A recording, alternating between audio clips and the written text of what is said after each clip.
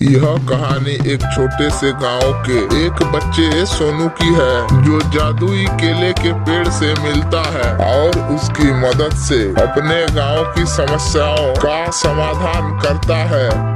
सोनू अपने दोस्तों के साथ खेल रहा होता है और तभी वे सब एक पुराने खंडर जैसा पेड़ देखकर बातें कर रहे हैं। फिर सोनू ने कहा, देखो यार, ये पेड़ कितनी अजीब स्थिति में है। सुनते हैं कि यह पेड़ कभी बहुत बड़ा और फलदार हुआ करता था। अरे हाँ, लेकिन अब इसकी हालत ऐसी हो गई है जैसे इसका जादू खत्म हो गया हो। और तभी एक बूढ़ा बाबा आता है।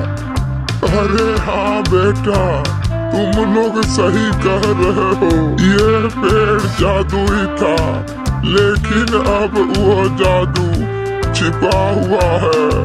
फिर सोनू ने बूढ़े बाबा से कहा, क्या मतलब बाबा, क्या इसका वाकई में कोई जादू था? अरे हाँ बेटा, लेकिन जब लोग इस पेड़ का सही इस्तेमाल नहीं करते हैं तो इसका जादू भी मर जाता है। सोनू को दिलचस्पी होती है और वो बूढ़े बाबा से कुछ और जानने की कोशिश करता है।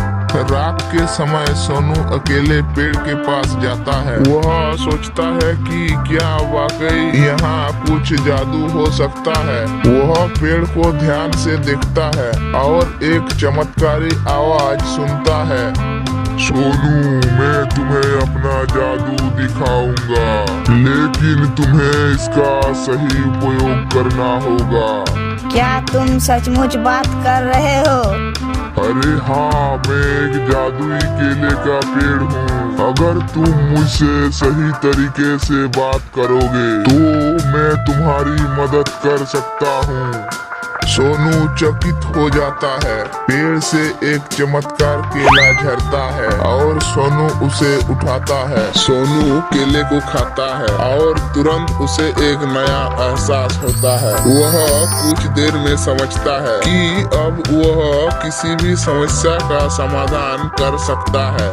अब मुझे समझ में आया, ये केला मुझे ताकत दे सकता है। मुझे इसे सही तरीके से इस्तेमाल करना होगा। आओ आओ भाई साहब, जादुई केला लेकर जाओ।